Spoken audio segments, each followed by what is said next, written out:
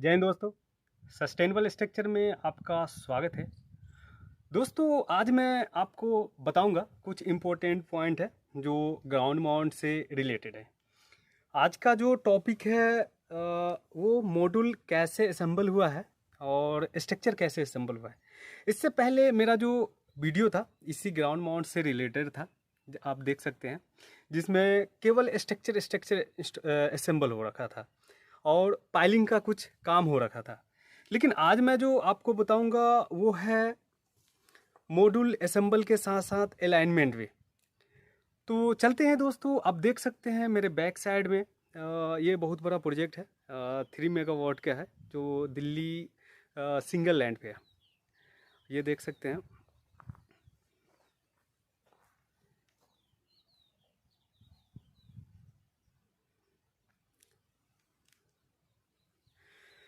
तो दोस्तों यहाँ पे आपको बता देता हूँ कि ग्राउंड माउंट सोलर प्रोजेक्ट में जो स्ट्रक्चर के लिए रिक्वायरमेंट हुआ है स्ट्रक्चर का, और जो प्रॉपर्टीज़ है, मटेरियल है, वो क्या मटेरियल है उसके बारे में आपको बताऊंगा। तो दोस्तों सबसे पहले ये बता देना चाहता हूँ कि यहाँ पे जो स्ट्रक्चर यूज हुआ है वो है hot dip plus galvalume, hot dip और गैल्वेलम। तो दोस्तों यहाँ पे सवाल आता है कि हॉट डिप और गैल्वेलम क्या होता है। तो सबसे पहले जो आपको बताता हूँ, जो कॉलम है आप देख सकते हैं मेरे बैक साइड में, ये जो बैक साइड में देख रहे हैं कॉलम है, front bracing, back bracing, Perlin rafter. यहाँ पे 5 कंपोनेंट लगा हुआ है, एल्किलिट और ब्रेसिंग प्लेट।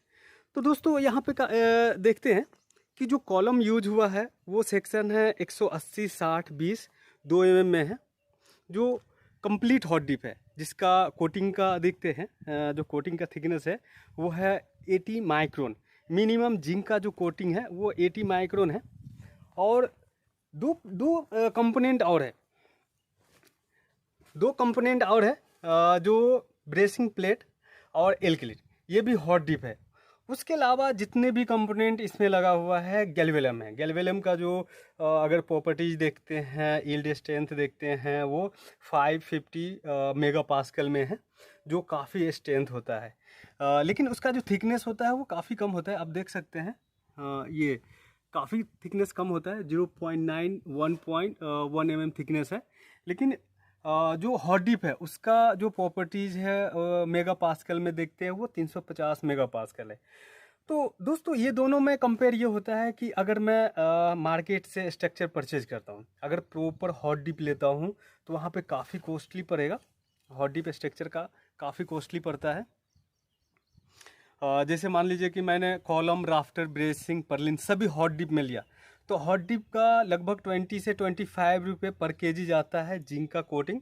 और जो स्ट्रक्चर है स्टैंडर्ड मार्केट में जो प्राइस है वो, मतलब दोनों को ऐड करके चलते हैं तो लगभग 95 से 98 रुपये पर केजी केवल आपको हॉट डिप होगा। और वेट भी ज़्यादा जाएगा, अगर मैं 2 mm थिकनेस में लेता हूँ तो वेट भी बहुत ज़्यादा जाता है। और उसी के साथ साथ अगर मैं गैल्वेलम लेता हूँ, गैल्वेलम में 1.2 mm या 1.6 mm या 0.9 mm स्ट्रेंथ तो काफ़ी होता है। लेकिन वहाँ पे वेट क्या होता है कि अगर मैं क्या कहते हैं 2 mm थिकनेस लिया हूँ और 1 mm थिकनेस, तो आधा वेट कम जाता है, तो काफ़ी सस्ता पड़ता है। अगर हॉट डिप में स्ट्रक्चर लेते हैं तो आपको 3 रुपये स्ट्रक्चर पड़ेगा, 3 सवा 3 रुपये पर वॉट पिक पड़ता है। लेकिन अगर आप गैल्वेलम ऐड करते हैं तो गैल्वेलम में आपको लगभग 2.1 या 2 रुपये पर वॉट पिक चलता है। तो ये काफ़ी क्या कहते हैं सस्ता पड़ता है। अगर मेगावाट में जो प्रोजेक्ट लगा रहे हैं, अगर 1 मेगावाट प्रोजेक्ट लगा रहे हैं तो यहाँ पे देख सकते 1 रुपये पर वॉट पिक बचा रहे हैं। तो 1 रुपये पर वॉट पिक बचाने का मतलब है कि बहुत बचा लिए हैं आप स्ट्रक्चर में। तो इसीलिए आपको सजेस्ट करता हूँ, और मेरा एक्सपीरियंस है कि आप हॉट डिप के साथ साथ गैल्वेलम स्ट्रक्चर भी लीजिए। अभी जितने भी कंपनी है, लिमिटेड कंपनी है, चाहे वो टाटा हो गया, अडानी हो गया, उसके बाद O2 पावर हो गया, सोलर एम प्लस सोलर हो गया, जितनी भी बड़े कंपनी हैं सब गैल्वेलम के साथ साथ हॉट डिप स्ट्रक्चर यूज करते हैं। तो दोस्तों यहाँ पे क्या होता है कि एक तो टाइम कम लगता है ये स्ट्रक्चर बनने में, क्योंकि गैल्वेलम का कंपोनेंट बहुत ज़्यादा होता है। गैल्वेलम का कंपोनेंट बहुत ज़्यादा होता है, जैसे पर्लिन हो गया, राफ्टर हो गया, फ्रंट ब्रेसिंग, बैक ब्रेसिंग, और जो क्रॉसिंग इसमें है, क्रॉस ब्रेसिंग, उसका भी गैल्वेलम रहता है। तो उसको प्रोडक्शन होने में काफ़ी कम टाइम लगता है कंपेयर करते हैं हॉट डिप में। क्योंकि हॉट डिप का स्ट्रक्चर अगर दोनों को कंपेयर करते हैं, जैसे हॉट डिप और गैल्वेलम दोनों मटेरियल ही है, तो पंचिंग, कटिंग, फिनिशिंग करने में सेम टाइम लगेगा, दोनों में सेम टाइम लगेगा। लेकिन आपको 2 से 3 दिन हॉट डिप प्रोसेस में ले लेता है, लेकिन गैल्वेलम में कोई हॉट डिप नहीं करना पड़ता है। तो ये 2-3 दिन आपके लिए बहुत ही इम्पोर्टेंट है, और ये जल्दी जंग भी नहीं लगता है। गैल्वेलम देखते हैं तो देख रहे हैं कितना चमक रहा है ये।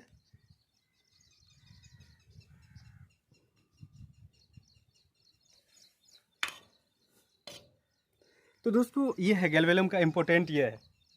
हाँ, ये स्ट्रक्चर अगर आप रूफ टॉप में लगा रहे हैं, क्या कहते हैं, सुपर स्ट्रक्चर 2 मीटर 2.5 मीटर में, तो ये स्ट्रक्चर नहीं लगा सकते हैं। हाँ, पर्लिन और आफ्टर के लिए यूज कर सकते हैं, कॉलम में यूज नहीं करेंगे, ब्रेसिंग में भी यूज नहीं करेंगे। उसके लिए आपको हॉट डिप देना पड़ेगा अगर सुपर स्ट्रक्चर है, काफ़ी हाइट पे है तब। नहीं तो नॉर्मल 1.5 मीटर 1 मीटर के स्ट्रक्चर पे आप लगा सकते हैं गैल्वेलम। तो दोस्तों अब मैं बताता हूँ स्टेप बाय स्टेप आपको कि कैसे असेंबल हुआ है और क्या है इसका स्पेसिफिकेशन, लगाने का क्या है प्रोसेस, वो आपको डिटेल से बताऊंगा। तो चलते हैं दोस्तों, मैं स्ट्रक्चर की तरफ चलता हूँ। तो दोस्तों मैं आ गया हूँ और आपको बता देना चाहता हूँ कि जो ग्राउंड माउंट में स्ट्रक्चर के साथ साथ मॉड्यूल का अलाइनमेंट दिखा देता हूँ। आप देख सकते हैं ये मॉड्यूल का अलाइनमेंट है, और ये भी देख सकते हैं आप।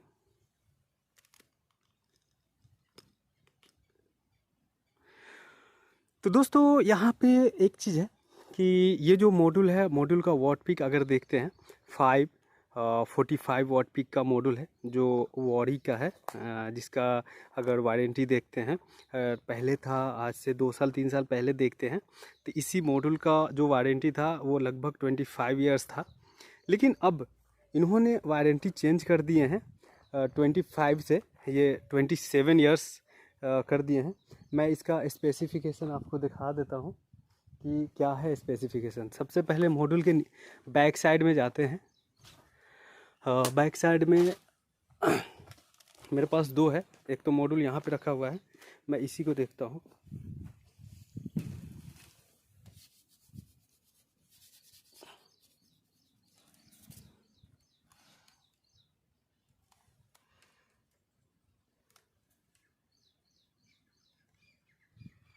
तो दोस्तों देख सकते हैं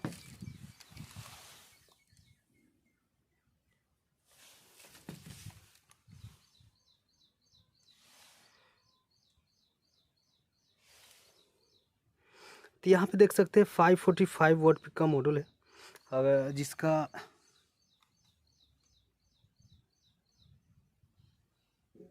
जिसका ओपन सर्किट वोल्टेज जो VOC है 49.76 है, और 76 वोल्ट है। और शॉर्ट सर्किट करंट देखते हैं, वो है 13.90 एम्पियर है। अगर मैं मॉड्यूल में चलता हूँ, मॉड्यूल मेरा लगा हुआ है, मैं उसमें जाता हूँ।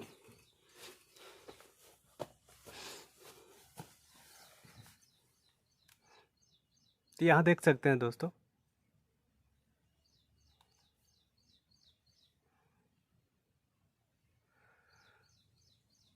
यहाँ पे जो शॉर्ट सर्किट करंट है वो 13.9 एम्पियर है। मैक्सिमम पावर वोल्टेज जो है VMP वो 41.90 वोल्ट है। और मैक्सिमम पावर करेंट IMP देखते हैं 13.02 एम्पियर है। और मैक्सिमम सिस्टम वोल्टेज 1500 VDC है। और मॉड्यूल का वेट देख सकते हैं 27.5 kg है। मॉड्यूल का लेंथ विड्थ भी यहाँ पे शो कर रखा है इन्होंने, 2272 mm लेंथ है, 1133 mm विड्थ है। और एप्लीकेशन क्लास ए है, ए ग्रेड में।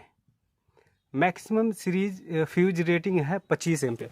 तो दोस्तों आपको आप बता देता हूँ कि यहाँ पे इन्होंने 2272 और 1133 mm लिया है। वो क्या है, तो सबसे पहले आपको बता देता हूँ कि कभी भी स्ट्रक्चर डिजाइन करते हैं, कभी भी या तो प्लान डिजाइन करते हैं तो क्या कंसीडर करके चलते हैं, सबसे पहले क्या चेक किया जाता है, वो इम्पोर्टेंट पॉइंट है। तो यहाँ पे देख सकते हैं दोस्तों, जो मॉड्यूल का विड्थ है, अगर मैं सामने से देख रहा हूँ, ये मैंने सामने से देखा, तो इस पॉइंट से इस पॉइंट के बीच में जो डायमेंशन है, जो डिस्टेंस है, ये मॉड्यूल का विड्थ कहलाया है, जो 1133 mm है। मैंने जो आपको बताया हूँ 2272 mm और 1133 mm क्या है। तो ये जो लेफ़्ट टू राइट देख रहे हैं वो तो आपका मॉड्यूल का विड्थ है ये। लेकिन दूसरा देखते हैं, इस पॉइंट से लेके इस पॉइंट तक, यहाँ तक डबल मॉड्यूल है, तो एक मॉड्यूल का जो लेंथ है यहाँ पे 2272 mm है और विड्थ हो गया 1133 mm। तो दोस्तों ये तो दो चीज़ इम्पोर्टेंट है आपको चेक करना। दूसरा चीज़ ये है कि आप देख सकते हैं मॉड्यूल को असेंबल करने के लिए, दो होल यूज हो रहा है। एक तो ये वाले होल यूज हो रहा है, एक ये होल यूज हो रहा है। तो वो होल कौन सा होता है वो मैं आपको बता देता हूँ। तो सबसे पहले इस मॉड्यूल पे चलते हैं। इस मॉड्यूल में ये देख सकते हैं, यहाँ पे 4 होल दिया गया है, 2 होल, एक ये है, एक ये होल है। इसी के सामने देखते हैं तो 2 होल वो दोनों हैं, और जस्ट इसके राइट साइड चलते हैं तो 2 होल ये है, 2 होल ये है। तो दोस्तों 8 टोटल नंबर ऑफ होल दे रखा है, 8। ऐसे छोटे छोटे होल बहुत सारे दे रखा है, अर्थिंग वगैरह के लिए है, अर्थिंग के लिए है, वाटर लीकेज के लिए है, जो ड्रेनेज के लिए यूज किया गया। तो दोस्तों एक चीज़ आपको क्लियर कर देना चाहता हूँ कि इन्होंने जो 8 होल दिए हैं, अब 8 होल क्यों दिए हैं, कुछ रीज़न होगा 8 होल देने का। तो सबसे पहले आपको बता देता हूँ कि 8 होल देने का रीज़न ये है कि सोलर प्रोजेक्ट इंडिया, चाहे इंडिया से बाहर देखते कोई सा भी लोकेशन में लग जाता है, चाहे वो बर्फ़ जहाँ गिरता हो उस लोकेशन में लगता है, चाहे जहाँ पे ज़्यादा बारिश होता है वहाँ पहाड़ी इलाका, हर एक रीजन में लगता है। तो यहाँ पे 8 होल देने का ये मेन मकसद है इसका कि जैसे देख लीजिए कि अगर मैं नॉर्थ की तरफ हूँ, नॉर्थ की तरफ में यहाँ पे जैसे दिल्ली हो गया, यूपी हो गया, तो ये सब जगह बर्फ़बारी नहीं होता है, बहुत कम होता है, रेयर केस में, नहीं के बराबर होता है। बर्फ़ गिरता है ना, वो छोटे छोटे बर्फ़, छोटे छोटे ये ओलावृष्टि बोल सकते हैं, ओला बोल सकते हैं, वो गिरता है। तो उससे यहाँ पे नहीं कंपेयर कर सकते। वो तो जो टफन ग्लास है, मॉडल का ऊपर का ग्लास, वो ब्रेक कर सकता है, लेकिन बर्फ़ जम नहीं सकता है। लेकिन यही चले जाते हैं जम्मू कश्मीर, तो वहाँ लद्दाख, ये सब जगह पे क्या होगा, और हिमाचल में भी बर्फ़ गिरता है कंटिन्यू बर्फ़ के टाइम में, तो वो बर्फ़ का लेयर जम जाता है, बर्फ़ का लेयर जम जाता है, इस पे बर्फ़ का लेयर बन जाता है, जैसे मॉड्यूल पे बर्फ़ का लेयर बना। अब क्या है कि मॉड्यूल का एक तो वेट मेरा 27.5 kg है, और 27.5 kg के अलावा अगर 10 से 20 kg का बर्फ़ और इस पे आ गया, क्योंकि अगर बर्फ़ कंटिन्यू गिरेगा तो ये लेयर ज़्यादा बन जाएगा, उसका वेट ज़्यादा हो जाएगा।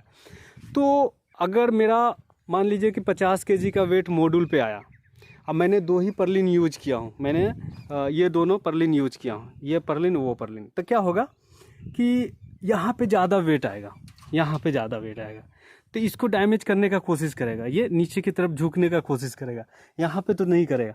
अगर मैं ये 2 होल है, जैसे आप देख रहे हैं ये 2 होल है, अगर इधर दिखाता हूँ,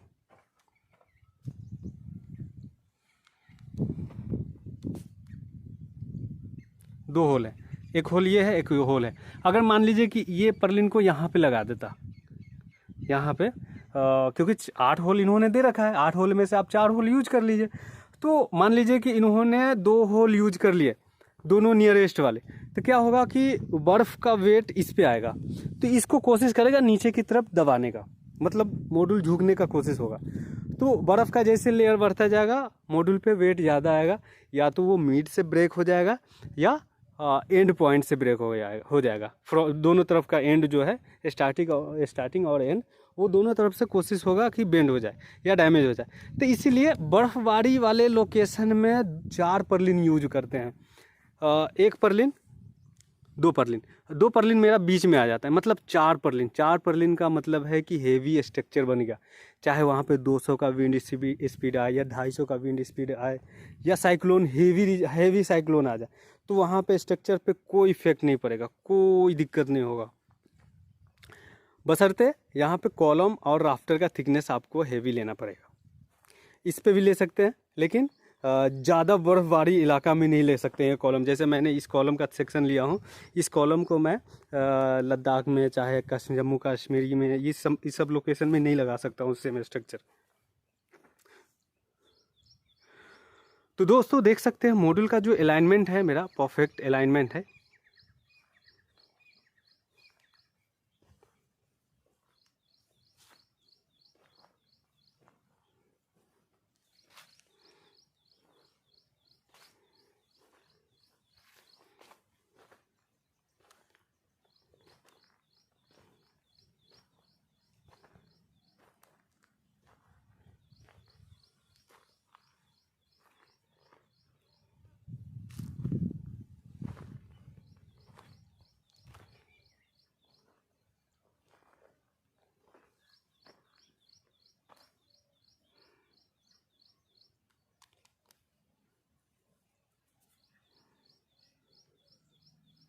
अगर मैं आगे की तरफ चलता हूँ,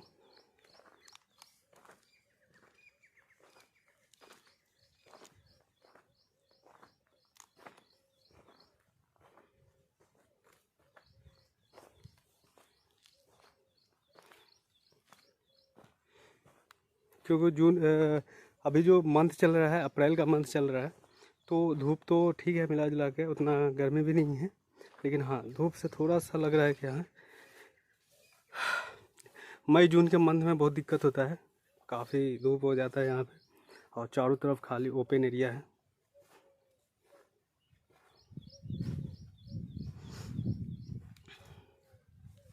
आपको मैं एक चीज़ और बताऊंगा यहाँ पे इम्पोर्टेंट पॉइंट। मैं पहला इम्पोर्टेंट पॉइंट बता दिया हूँ कि सबसे पहले मॉड्यूल डिज़ाइन करने, स्ट्रक्चर एरे लेआउट डिज़ाइन करने के लिए, चाहे स्ट्रक्चर डिज़ाइन करने के लिए मुझे सबसे पहले क्या करना चाहिए। तो सबसे पहले वही है कि आप मॉड्यूल का लेंथ विड्थ कैलकुलेट कीजिए कि कितना लेंथ है, कितना विड्थ है, मॉड्यूल का वेट कितना जा रहा है। मॉड्यूल का वेट एरे लेआउट डिज़ाइन करने में तो ज़रूरी नहीं है मॉड्यूल का वेट, लेकिन हाँ स्ट्रक्चर डिज़ाइन करने के लिए आपको लेंथ विड्थ मॉड्यूल का वेट सब चाहिए। अब यहाँ पे आते हैं दोस्तों, ये एक पैलेट है, एक पैलेट है। इसमें अगर मॉड्यूल काउंट करते हैं तो हर एक कंपनी अपने अपने पैलेट के अकॉर्डिंग मॉड्यूल डिसाइड किया है कि मेरे एक पैलेट में कितना मॉड्यूल होना चाहिए। तो आपको दिखा देता हूँ।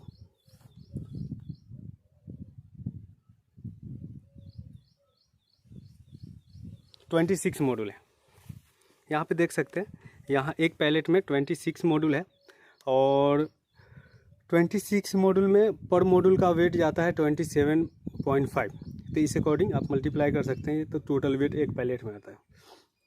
मॉड्यूल का रेट अभी काफ़ी कम है, 17 साढ़े 17 रुपये पर वॉट पीक मॉड्यूल चल रहा है। अगर 545 में 17 से मल्टीप्लाई कर देंगे तो एक मॉड्यूल का वेट कॉस्टिंग आ जाएगा।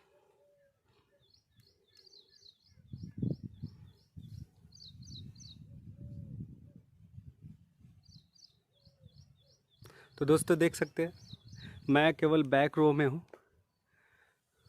सबसे बैक टेबल प्रोजेक्ट के नॉर्थ साइड में हूँ।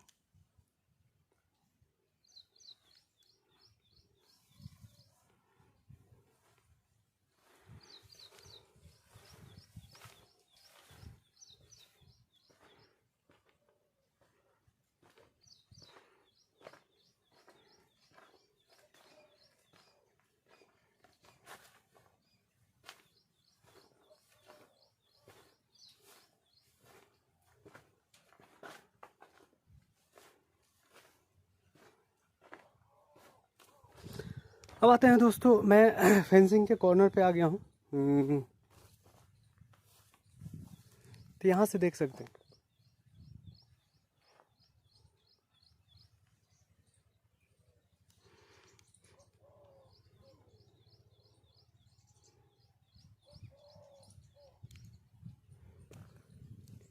एक टेबल और है मेरा।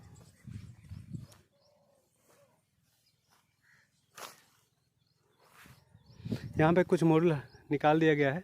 मॉड्यूल निकालने का मकसद यह है कि ये जो स्ट्रीट लाइट है, क्योंकि यहाँ पे नाइट काम भी चला था, नाइट ड्यूटी भी हुआ था, तो नाइट ड्यूटी के लिए चारों तरफ स्ट्रीट लाइट लगाया जाता है।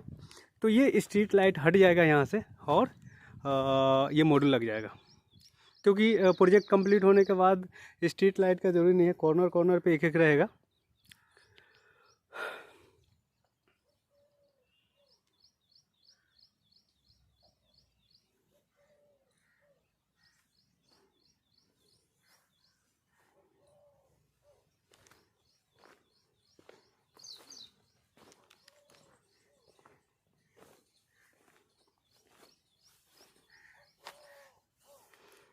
अब दोस्तों एक इम्पोर्टेंट पॉइंट और आपको बता देना चाहता हूँ कि यहाँ पे आप देख सकते हैं कि टेबल टू टेबल गैप काफ़ी है। आप देख रहे होंगे कि टेबल टू टेबल गैप काफ़ी है, और जो टेबल के राइट साइड में भी कुछ स्पेस दिया गया है और टेबल के लेफ़्ट साइड में भी स्पेस दिया गया है। मिड में जो स्पेस है वो तो है ही। तो दोस्तों आपको बता देता हूँ कि आज जो मंथ है वो आज स्टार्ट 1 तारीख है, 1 अप्रैल हो गया। 1 अप्रैल को लगभग जो टाइमिंग है वो 11 बजने वाला है। 11 बजे देख सकते हैं जो शैडो है इस मॉड्यूल का शैडो इस टेबल के बीच में काफ़ी है, लगभग 2 मीटर के आसपास अभी क्लियर है। तो ये जैसे ही मई, जून, जुलाई, अगस्त, सितंबर जाएगा तो ये शैडो कमता जाएगा, ये शैडो और पीछे की तरफ होता जाता है। क्या होता है कि जो शैडो का जो कंसेप्ट है, अगर आप देखते हैं कि शैडो सबसे ज़्यादा जो बनता है वो नवंबर, दिसंबर और जनवरी मंथ में बनता है। नवंबर, दिसंबर, जनवरी मंथ में। तो यहाँ पे क्या होता है कि हम लोग जो कंसीडर करते हैं इसी को 3 मंथ को कंसीडर करके चलते हैं। अगर इस 3 मंथ को कंसीडर कर लिए और इस 3 मंथ में आप एकदम 0 to 0 लिया है, मतलब कि अगर मेरा 10 बजा टाइम, 9 बजा और इसका शैडो एकदम यहाँ तक आया, इस यहाँ पे देख सकते हैं यहाँ तक शैडो आया। अगर दिसंबर मंथ में यहाँ तक शैडो ले लिए हैं, मतलब पैनल पे नहीं आना चाहिए शैडो, तो आपका सभी मंथ क्लियर होता चला जाएगा ऑटोमेटिक। दिसंबर मंथ को आप क्लियर कर लिए तो इसका मतलब नवंबर, जनवरी ये सब आपका क्लियर हो जाएगा। और जैसे आगे बढ़ते हैं जून, जुलाई, अगस्त, सितंबर, अक्टूबर, तो ये सब में तो शैडो छोटा बनता जाता है। तो यहाँ पे दोस्तों देख सकते हैं मॉड्यूल का जो अलाइनमेंट है वो परफेक्ट है।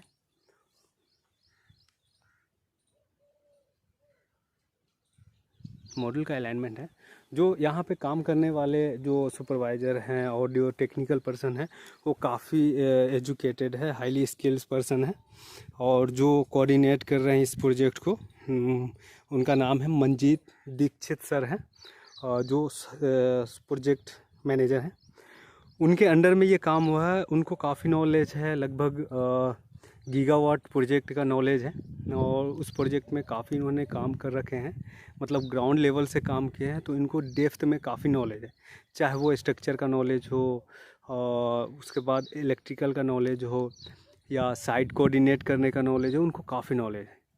तो उनके अंडर में मैंने 2 साल रहा हूँ और 2 साल से देख रहा हूँ किसी भी चीज़ को बहुत बढ़िया से हैंडल करते हैं, एकदम कूल होकर हैंडल करते हैं। ना तो जो उनके अंडर काम करते हैं उनको ज़्यादा तकलीफ़ होता है, ना उनके बॉस को तकलीफ़ होता है। अगर बॉस जो बोले कि मुझे ये काम इतने टाइम मिलना चाहिए, और वो सर कोऑर्डिनेट करते हैं अपने कोऑर्डिनेटर से, तो उनको एकदम उस टाइम पे काम मिलना ही है।